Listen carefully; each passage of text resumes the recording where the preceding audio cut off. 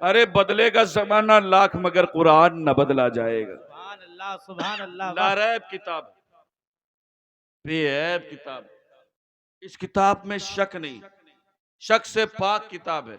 और जानते हैं इस किताब का मामला यह है कि इस किताब में हर खुश्क और तर का जिक्र मौजूद मौजूद है या नहीं है? अच्छा, कुरान में इबलीस का जिक्र है या नहीं है? है ना? तो सोचो, जब इबलीस का जिक्र वो कुरान कर दे तो रब अपने रहमान बंदों को छोड़ेगा? इस कुरान में अल्लाह के वलियों का भी जिक्र है। आपको सुनना है, आपको पढ़ना है। सुनना चाहेंगे आप? हैं? मैं एक और बात बता दूं, ये रब की किताब लारैब है, बेऐब है। इस किताब में शक नहीं, शक से पाक किताब है। और एक बात और सुने, इस किताब की अहमियत को समझे उलमा मौजूद है। अगर मैं बातें इधर उधर से करूं तो ये मेरी इस्लाह फरमाए। अल्लाह रब उलमा फरमाते हैं कि अल्लाह रब्बुल इज्जत ने हजरत आदम अलैहिस्सलाम, नाम सुना है आपने? कौन है ये? हैं? आमद के एतबार से पहले नबी है ना? और क्या है? कुछ रिश्ता भी तो हमारा उनसे है।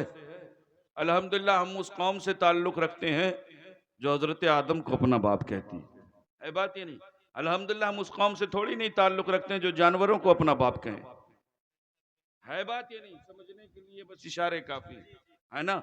हजरत आदम अलैहिस्सलाम नस्ल इंसानियत के बाप हैं, हजरत आदम अलैहिस्सलाम, और आमद के एतबार से पहले नबी। उलमा फरमाते हैं कि अल्लाह रब्बुल इज्जत ने हजरत आदम अलैहिस्सलाम की तख्लीक से 50,000 साल पहले कुरान लिखा है। कितने साल पहले? बोलो। 50,000 साल पहले। यानी आदम का सहीफा बाद में लिखा, नूह का सफीना बाद में लिखा, इब्राहिम का करीना बाद में लिखा, यूशा का जोदो तकवा बाद में लिखा, यूसुफ का जमाल बाद में लिखा, मूसा का जलाल बाद में लिखा, दिन और रात बाद में लिखे, चांद और सूरज बाद में लिखे। सबसे पहले रब ने आमिना के लाल के लिए, अब्दुल्ला के दुर्र यतीम के लिए, फातिमा के बाबा के लिए, हसनैन के नाना के लिए कुरान लिखा है।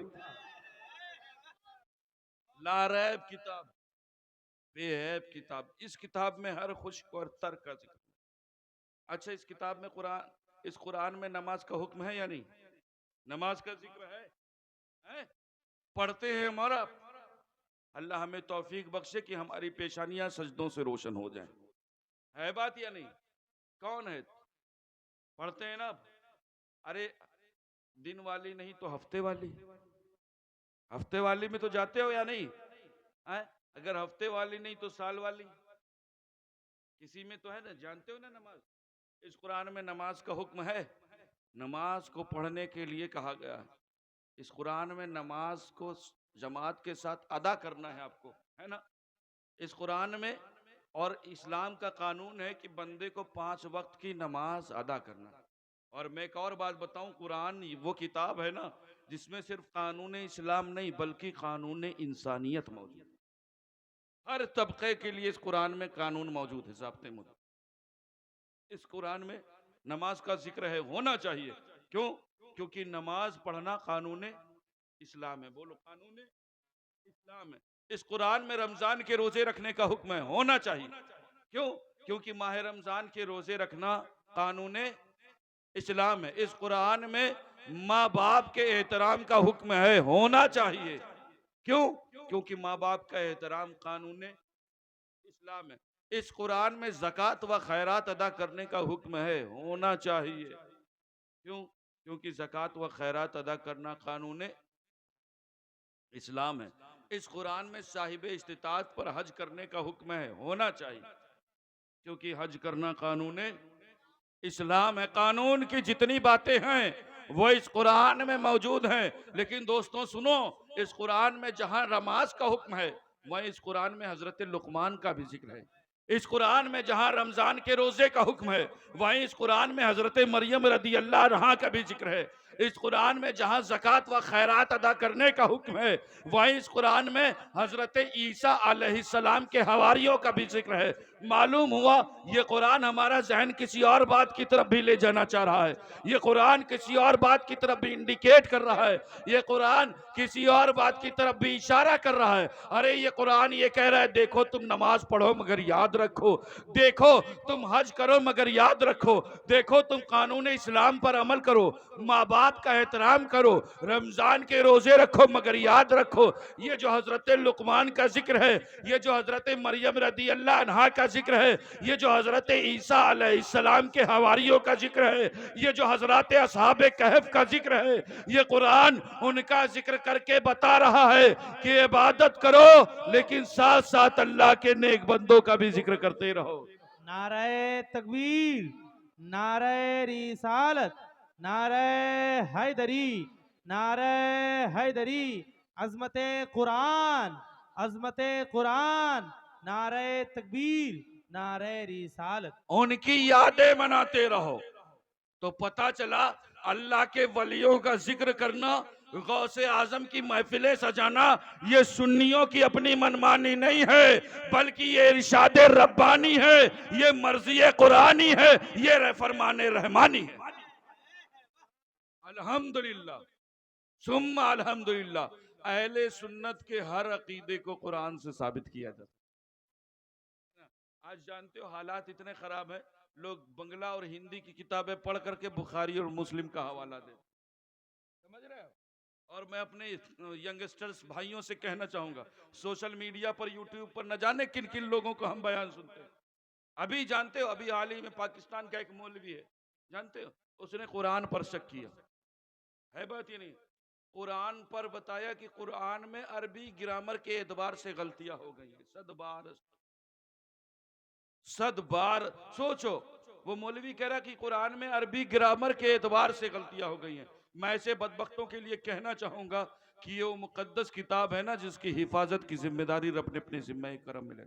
अरे कुरान की आयात तो दूर की बात है, बल्कि कुरान का एक लफ्ज और उस एक लफ्ज का एक हर्फ और उस हर्फ का एक नुक्ता भी आप चेंज नहीं कर सकते, है बात ये नहीं। और मैं एक बात और बता दूं, खुदा जब दीन लेता है तो अकलें छीन लेता है बात ये नहीं। उस बदबख्त ने कुरान के पर कहा कि एराबी गलती हो गई थी, लेकिन मैं ऐसे बदबख्तों से कहना चाहूंगा ये वो मुकद्दस किताब है ना कि जब ये नाजिल हुआ तो कुरैश और अरब के फसहा और बलगा, अरब की फसाहत और बलागत पर नाज करने वाले लोगों ने भी कुरान की एक आयत का मुकाबला नहीं कर पाए, है बात ही नहीं।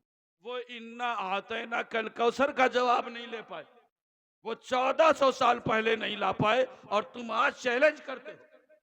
मैं एक बात बता दूं, ये वो किताब है ना जो लारैब है, और ये अल्लाह कब से लारैब है। अल्लाह रब्बुल इज्जत इरशाद फरमाता है सुनो, ये लोहे महफूज पर थी वहां लारैब, लोहे महफूज से अल्लाह रब्बुल इज्जत ने जिब्रील के हवाले किया, जिब्रील पर शक न करना, रब ने उसे अपना अमीन बनाया है, वहां लारैब। जिब्रील ने कल्बे मुस्तफ़ा पर नाजिल की, वहां लारैब। कल्बे मुस्तफ़ा से निकल करके जबाने मुस्तफ़ा पर आई, वहां ला रहे, और जबाने मुस्तफ़ा से निकल करके सहाबा के कानों से टकराई, वहां ला रहे, और सहाबा के कानों से होते हुए हजरत उस्मान के वर्क पर आई, वहां ला रहे। किताब में शक नहीं, शक से पाक किताब है। और मैं एक बात और बता दूं कि जानते हो ये वो मुकद्दस किताब है। आसमानी किताबें कितनी है बोले जल्दी से आप, कौन कौन सी। सामने से जब जवाब मिलता है तो सीना चौड़ा होता है, कौन कौन सी है। अल्लाह सलामत रखे आपको, अल्लाह और आपको इल्म नाफिया अता फरमाए। कौन कौन सी किताब है, तौरेत, इंजील, ज़बूर और कुरान।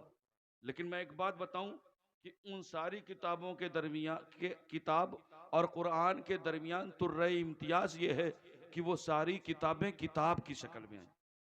किसकी शक्ल में आई, किताब की शक्ल में। यानी रब ने इरशाद फरमाया मूसा आप कोहे तूर पर आए, मैं आपको तौरेत अता करूं। ईसा आप अपने इबादत खाने में पहुंचे, मैं आपको इंजील अता करूंगा। दाऊद आप अपने इबादत खाने में पहुंचे, मैं आपको जबूर अता करूंगा। वो सारी किताबें किताब की शक्ल में आई, वो सारी किताबें जमा होकर के आई और आकर के जमाने में बिखर गई, लेकिन कुरान किताब की शक्ल में नहीं आया। कुरान किताब की शक्ल में नहीं आया, बल्कि कुरान धीरे धीरे कल्बे मुस्तफा पर नाजिल हुआ, धीरे धीरे कल्बे मुस्तफा पर नाजिल हुआ। कभी किसी पारे का कुछ हिस्सा आया, कभी कोई आयत आई, कभी किसी सूरे का कुछ हिस्सा आया। वो सारी किताबें किताब की शक्ल में आई और आकर के जमाने में बिखर गई, लेकिन कुरान बिखर करके कल्बे मुस्तफा पर ऐसा जमा हो गया कि अब कयामत तो आ सकती है लेकिन कुरान नहीं बिखरेगा। कुरान क्यों नहीं बिखर सकता?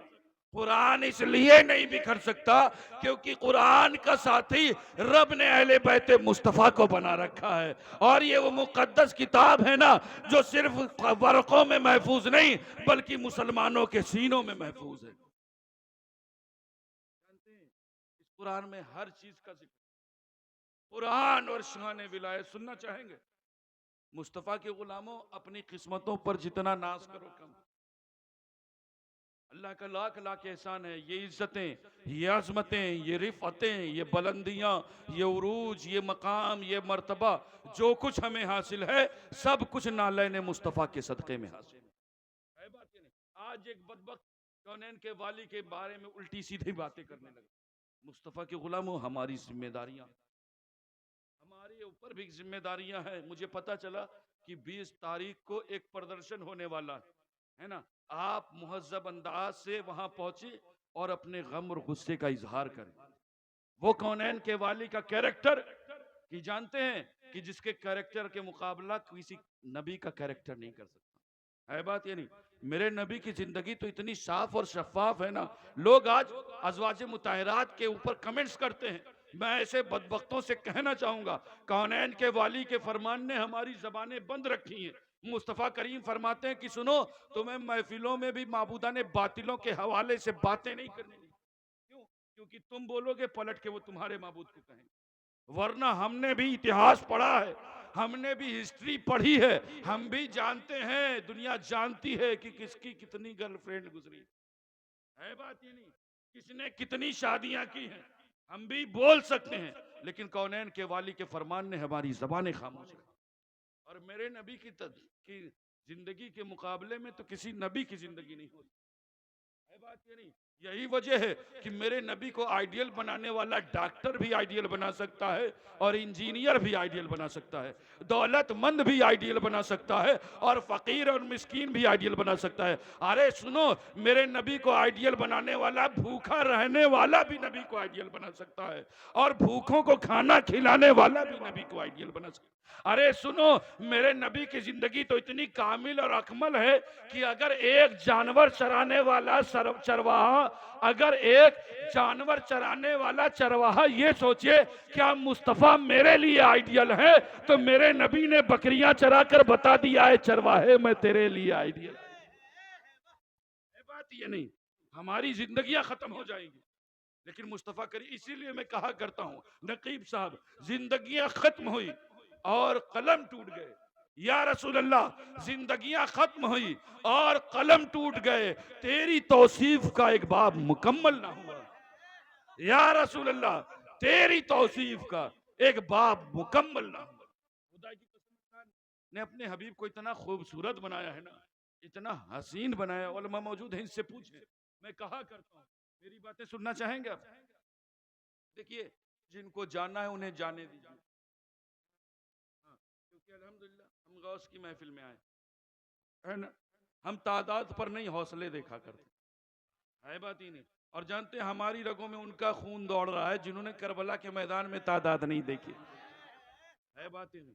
आप जितने हैं बस उतने जिंदा दिली के साथ सुनिए, इंशाल्लाह मैं आपको तकरीर सुनाऊंगा भी और तकरीर दिखाऊंगा। सुनना चाहेंगे आप और बयान करूं?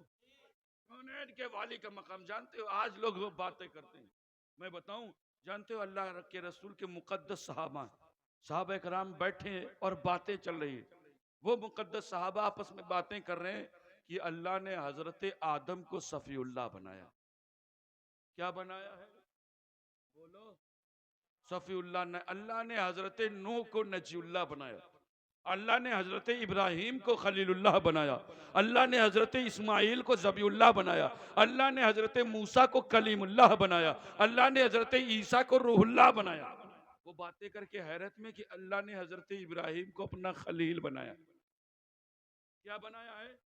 खलील बनाए। वो हैरत में, यार अल्लाह ने अल्लाह ने अपने इब्राहिम को खलील बनाया। अल्लाह ने हजरत इब्राहिम को खलील बनाया। खलील का माना होते हैं दोस्त के। क्या होते हैं? दोस्त के। अल्लाह ने हजरत इब्राहिम को अपना दोस्त बनाया। ये बातें कर रहे थे कि महफिल में कौनैन के वाली की जलवागरी हो गई। मुस्तफ़ा करीम तशरीफ ले आए। अब जब मुस्तफ़ा करीम तशरीफ लाते हैं ना, तो सहाबा खामोश हो जाते हैं। सहाबा खामोश हैं, लेकिन कौनैन के वाली वो है ना जो दिलों के हाल जानते हैं। मुस्तफ़ा करीम ने चेहरा देखा, दिलों का हाल जान लिया। आप फरमाते हैं सहाबा बातें क्या चल रही? सहाबा मौजूए सुखन क्या है, टॉपिक क्या है, तुम किस टॉपिक पर बात कर रहे हो? वो अर्ज करते हैं या रसूलल्लाह हम बातें कर रहे हैं कि अल्लाह ने हजरत आदम को सफीउल्लाह बनाया। या रसूलल्लाह हम बातें कर रहे हैं कि अल्लाह ने हजरत नूह को नजीउल्लाह बनाया। ऐ कौनैन के वाली हम बातें कर रहे हैं कि अल्लाह ने हजरत इब्राहिम को खलीलुल्लाह बनाया, अल्लाह ने हजरत इस्माइल को ज़बीउल्लाह बनाया, अल्लाह ने हजरत मूसा को कलीमुल्लाह बनाया, अल्लाह ने हजरत ईसा को रूहुल्लाह बनाया। या रसूलल्लाह हम बातें कर रहे हैं कि अल्लाह ने हजरत इब्राहिम को अपना खलील बनाया, अपना दोस्त बनाया। मुस्तफ़ा करीम फरमाते हैं सहाबा हैरत में मत पड़ो, सहाबा हैरान मत हो। अल्लाह ने इब्राहिम को अपना खलील बनाया है और मुझे अपना हबीब बनाया है।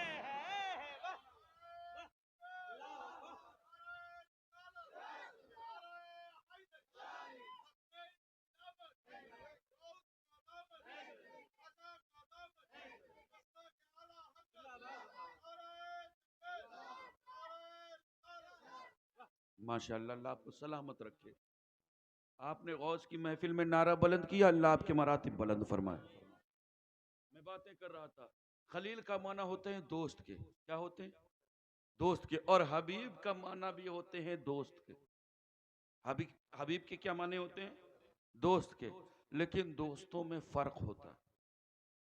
अच्छा, आपकी जिंदगी में दोस्त हैं या नहीं है? या सिर्फ दुश्मन बना ले रखा है? पड़ोसी तो पक्का वाला है।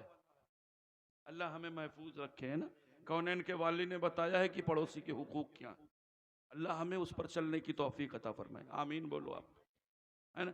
दोस्तों में फर्क होता है। आप कहेंगे कैसे फर्क होता है? मैं बताऊं, मैं एक्सप्लेन करूं, इसको फैलाऊं। दोस्तों में इसलिए फर्क होता है कि आपकी जिंदगी में कुछ दोस्त ऐसे होते हैं जिनसे आप महीनों पर मिलते हैं, है बात या नहीं। और आप ही की जिंदगी में कुछ दोस्त ऐसे होते हैं जिनसे आप हफ्तों पर मिलते हैं, है बात या नहीं। और हमारी ही जिंदगी में कुछ दोस्त ऐसे होते हैं जिनसे बिना मिले हम रह नहीं सकते, है बात या नहीं। अगर दिन में 2-4 बार बात ना करें तो फिर सुकून नहीं मैसर होता, है बात। यार तुम सुबह से दिख नहीं रहे, फौरन फोन करोगे, फौरन कॉल लगाओगे, है ना। क्या बात है तुम सुबह से दिखे नहीं। दोस्तों में फर्क होता है।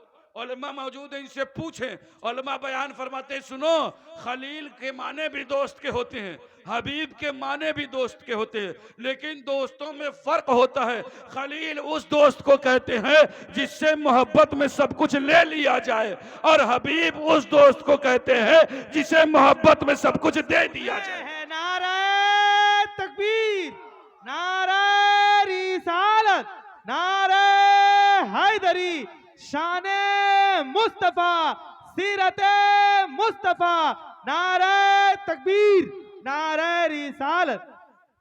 हबीब सबका मालिक होता है। यही वजह थी कि 14वीं का चांद चमक रहा था। मुस्तफ़ा करीम अर्ज करते हैं, ऐ रब्बे कदीर, मैं इसे 2 टुकड़े करना चाहता हूं।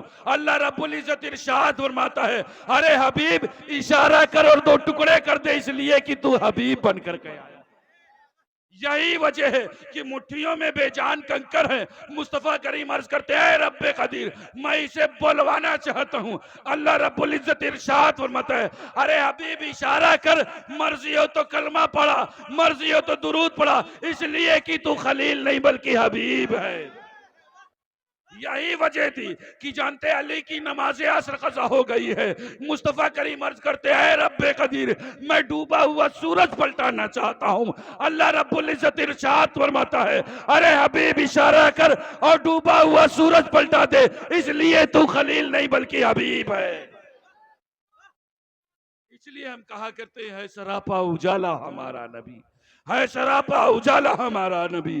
अरे रहमत हक ताला हमारा नबी, अरे जिसका कौनैन में कोई सानी नहीं है, वो जग से निराला हमारा नबी है, वो जग से निराला।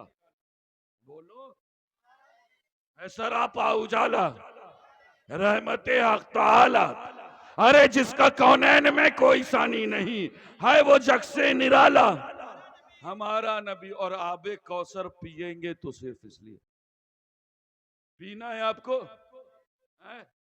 या तुम भी वहां हम सब कोका कोला में काम बोलो है? वो तो पीना है ना आपको। है सरापा उजाला हमारा नबी रहमत हक ताला, है सरापा उजाला हमारा नबी रहमत हक ताला हमारा नबी। अरे जिसका कौनैन में कोई सानी नहीं है, वो जग से निराला हमारा नबी। अरे आबे कौसर पिएंगे तो सिर्फ इसलिए, अरे आबे कौसर पिएंगे तो सिर्फ इसलिए, अरे हमको देगा प्याला, हमको देगा प्याला हमारा नबी। और कोई नबी ना अब कयामत तलक आएगा, कोई नबी ना अब कयामत तलक आएगा। अरे आखिरी है शुमारा, आखिरी है शुमारा हमारा नबी। मुस्तफ़ा के गुलामों अपनी किस्मतों पर जितना नाज करो कम है कि रब ने हमें उम्मत मोहम्मदिया में पैदा फरमाया। किस उम्मत में? उम्मत मोहम्मदिया में। और जानते हो हम उस उम्मत में पैदा किए गए हैं ना कि जिस उम्मत में पैदा होने की ख्वाहिश अंबिया कराम ने की है। बात या नहीं? और बातें अगर मेरी हो तो आप मेरा गिरेबान पकड़े। बल्कि जानते हो हजरत इमाम शामी लिखते हैं कि एक दो लोग नहीं बल्कि 70,000 अंबिया कराम ने अपने वतन से हिजरत की। किसने हिजरत की? बोलो। अंबिया कराम ने। किसने?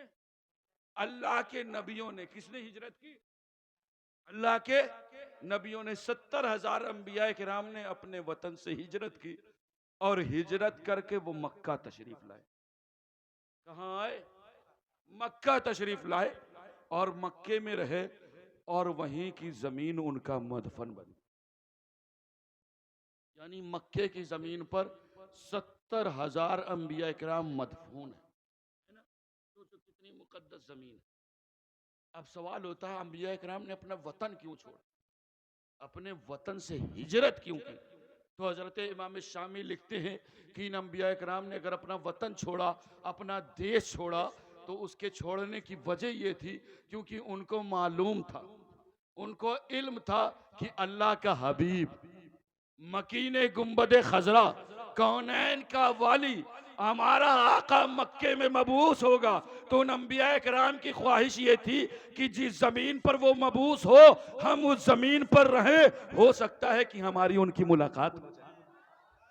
और हजरत इमाम शामी लिखते हैं कि उसी जमीन पर उनका मदफन इसलिए बन गया क्योंकि वो इसलिए उसी जमीन पर दफन हो गए क्योंकि जानते हो उनको इल्म था कि अगर हो सकता है कि अल्लाह के रसूल से उनकी मुलाकात ना हो, अल्लाह के हबीब से मुलाकात ना हो, तो हम उसी जमीन पर रहें जिस जमीन पर कौनैन का वाली अल्लाह का हबीब मबूस होगा उसी जमीन पर हम रहें और वही की जमीन हमारा मदफन हो जाए, वहीं पर हम दफन हो जाएं।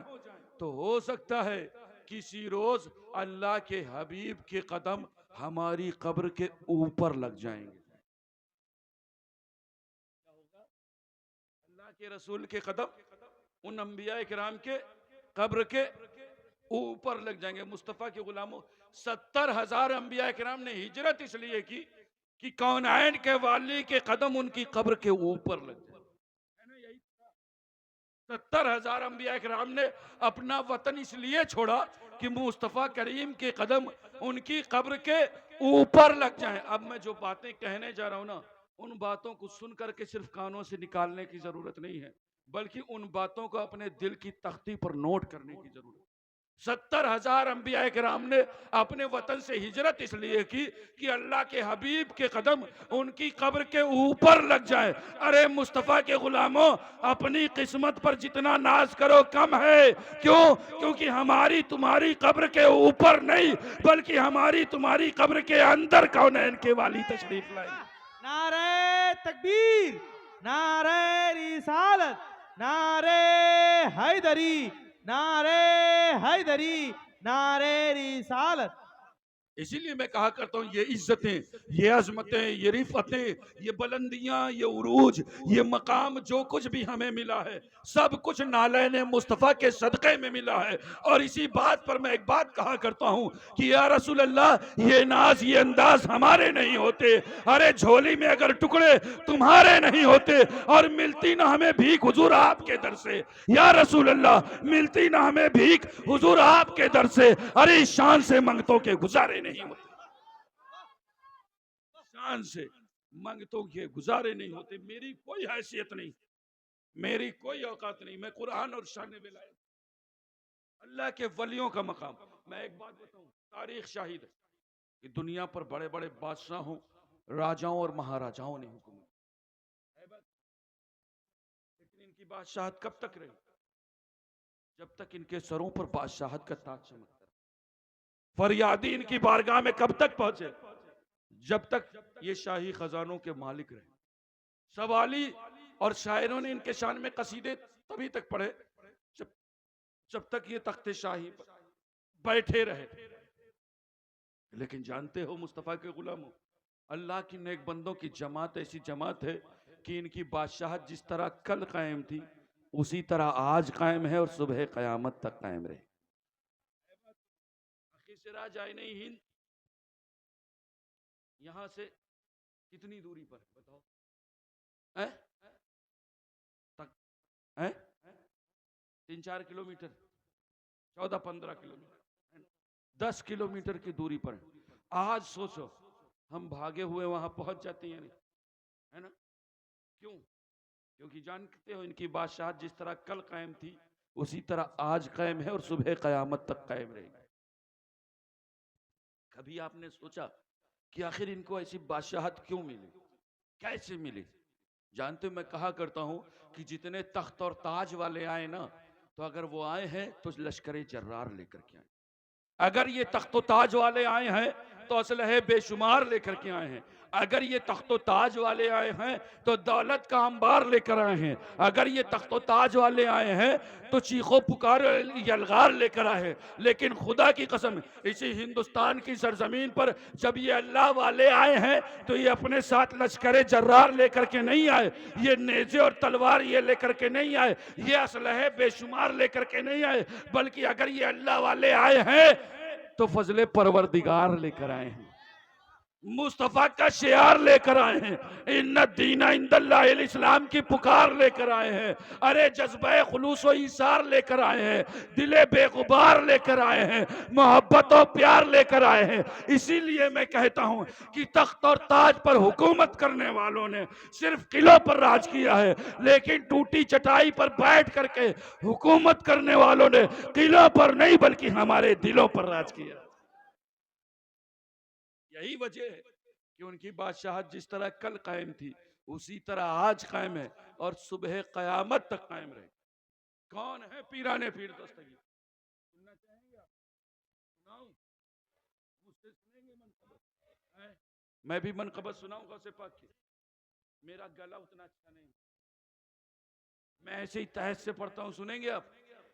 देखिए, हर एक अशार को अपने सीने की तख्ती पर नोट करके जाए।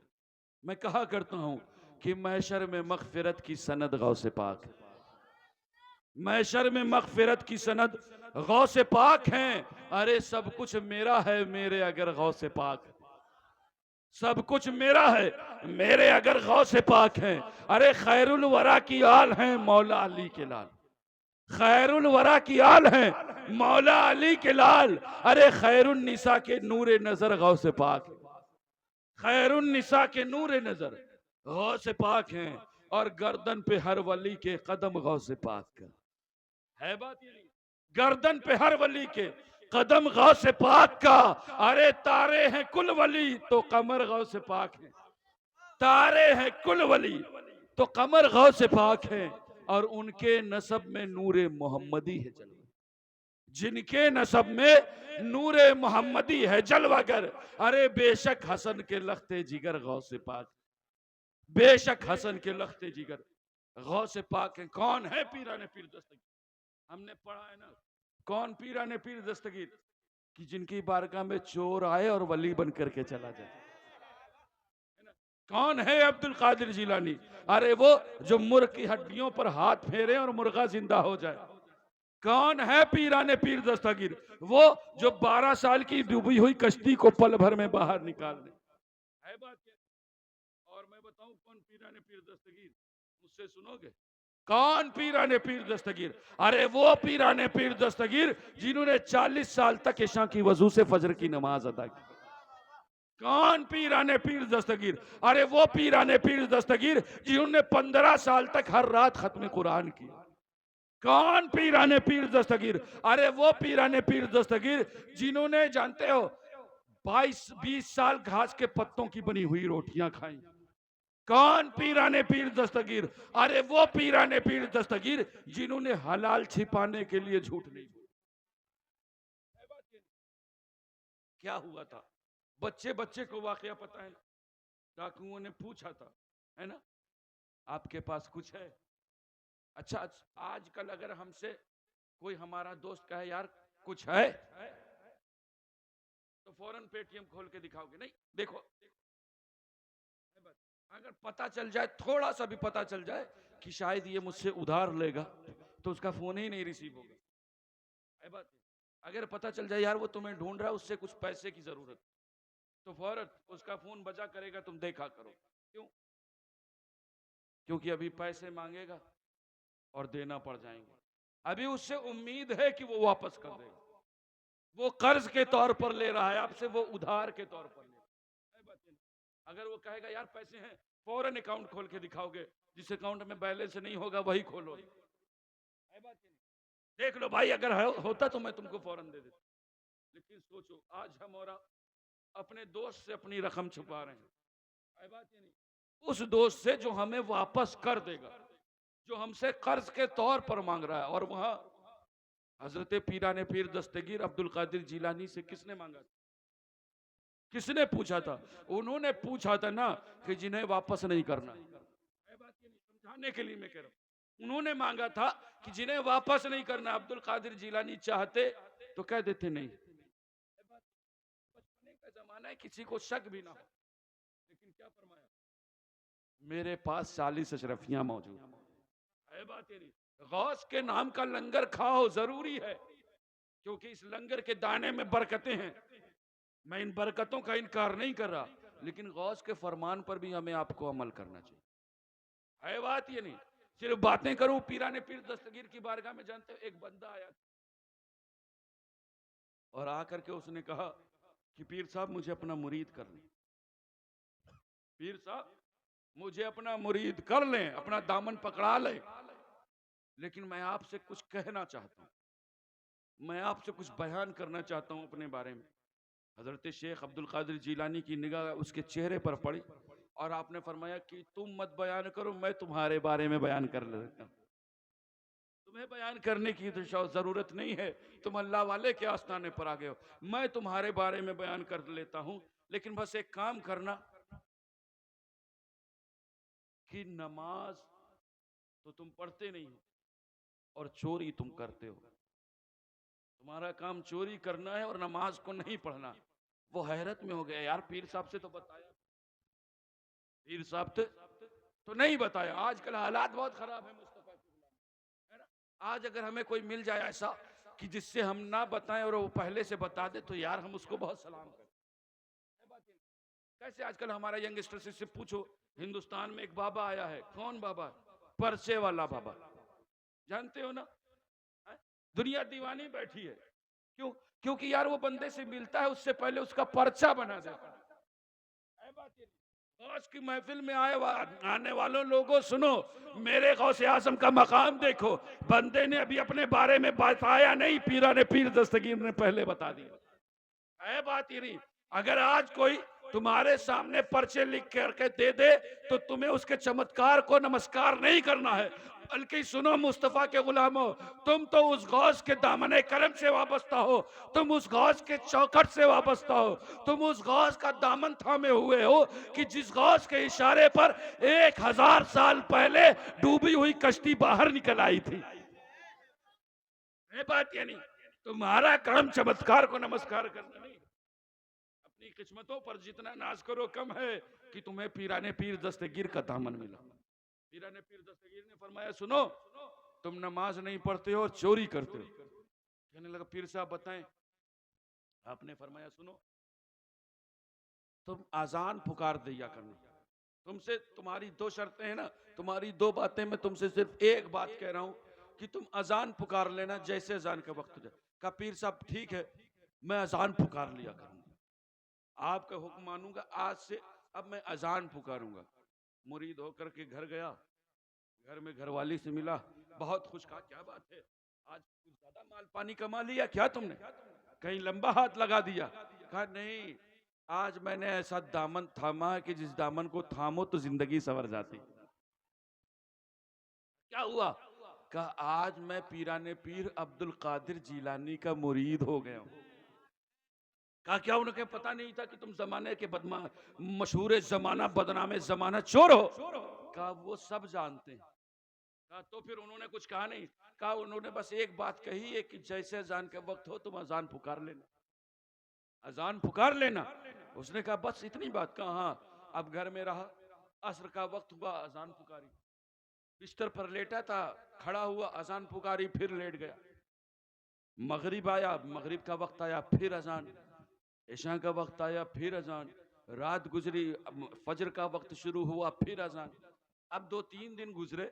अब उसकी बीवी देख रही, यार ये अजीब बंदा है, उठ करके अजान पुकारता है और फिर काम करने लग जाता है, नमाज नहीं पढ़ता। आखिर एक दिन झल्ला करके कहती, यार तुम अजीब आदमी हो, अजान पुकारते तो मस्जिद तक नहीं जा सकते?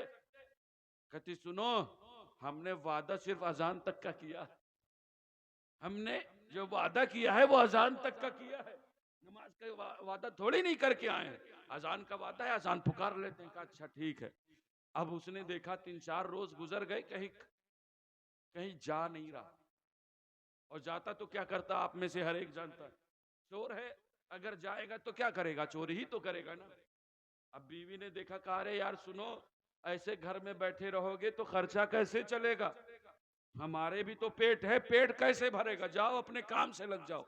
मुरीद हो गए तो इतना खुश हो गए हो। कहा, अच्छा ठीक है, कब चलें, कब जाएं? कहा, ऐसा करो, रात में निकलो, वक्त भी लंबा मिलेगा और फजर तक वापस आ जाना काम करके। कहा, अच्छा पहले बगदाद घूम लेने दो, ताकि जाए लंबा हाथ मार के आए, ताकि बार बार जाने की जरूरत ना पड़े। अब वो बगदाद की गलियों में घूमा है, उसने देखा एक घर, शानदार हवेली, कहा आज इसी पर निशान लगा लेते हैं। अब वापस लौटा, जब रात की तारीकी छा गई, अंधेरा हो गया, तो गनीमत जाना वक्त को और घर से बाहर निकला। घर से बाहर निकला, उसी हवेली के घर के पास पहुंचा, उसका दरवाजा देखा तो माहिर चोर था, चंद सेकंड में उस दरवाजे से अंदर दाखिल हो गया, दीवार फलांग के अंदर दाखिल हुआ। वो हवेली बहुत शानदार हवेली, बहुत बड़ा आंगन उसका। अब उसका आंगन क्रॉस करता है, देखता है, हर कमरे में झांक करके देखता है। अब जहां माल पानी था उस कमरे तक पहुंचा। अब क्योंकि बड़ी हवेली थी, कई कमरों की तलाशी लेनी पड़ी, तो वक्त काफी हो गया। अब इसी वक्त में अब पहुंचा, जब उसके हाथ खजाना लगा ना, तो उसकी आंखें फटी की फटी रही।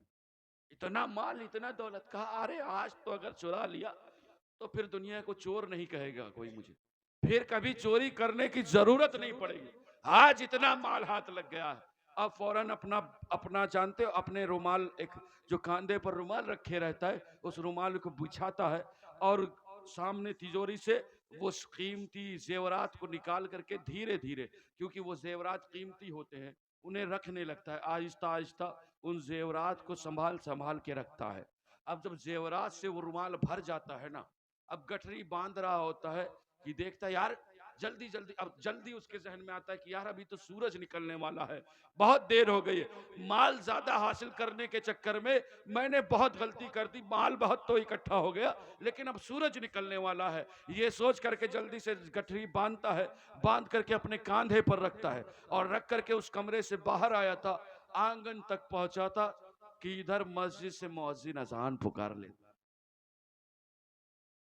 अब जानते हैं ये गौस का मुरीद है, हमारी और आपकी तरह नहीं जो वादा करके आए तोड़े, गौस से वादा लिया हुआ है। उसने कहा यार पीर को वादा दे करके आया हूं। अब गौस से वादा था कि जैसे अजान का वक्त होगा अजान सुनूंगा, अजान पुकारूंगा। अब तो अजान सुन ली है, बस उसको कुछ समझ में नहीं आता, फौरन अपनी गठरी वहीं जमीन पर रखता है और आंगन में खड़े होकर के अजान पुकारने लगता है। अब उस हवेली के आंगन में खड़े होकर के अजान पुकारने लगता है। अब बताओ, अपने दिल पर हाथ रख करके सोचो कि हमारे और आपके घर में कोई अगर आ जाए और सुबह फजर के वक्त हमारे हॉल में या हमारे घर के आंगन में अजान पुकारने लगे तो हैरत होगी या नहीं? अब अजान की आवाज जब उस घर वाले सुनते हैं ना तो सब अपने अपने कमरे से बाहर निकल आते हैं और निकल आते हैं, देखते हैं अरे ये कौन अजान पुकार रहा है, इतनी सुबह सुबह हमारे घर के आंगन में कौन पहुंच गया, ये कोई अल्लाह वाला। अब देखने वाले सोचते हैं अरे ये तो अल्लाह का नेक बंदा है जो अजान पुकार रहा है। अब फौरन जब अजान से वो फारिग होता है ना तो लोग कहते हैं अरे बाबा हुजूर आप कैसे आ गए, तशरीफ लाए, हुजूर आप आ गए, हुजूर अब नमाज भी पढ़ा दीजिए, अजान पुकारा है। तब तो चोर हैरत में कहता है यार अब कैसे बचूं, कैसे अपना पीछा छुटाऊं, कैसे इनसे पीछा छुड़ाऊं। आखिर हैरत में आकर के कहता है सुनो तुम लोग अभी वजू नहीं किए हो, जाकर के वजू करके आओ तब मैं नमाज पढ़ाता हूं। चोर के दिल में ये ख्याल था कि अभी ये वजू करने जाएंगे हम 9-2-11 हो जाएंगे,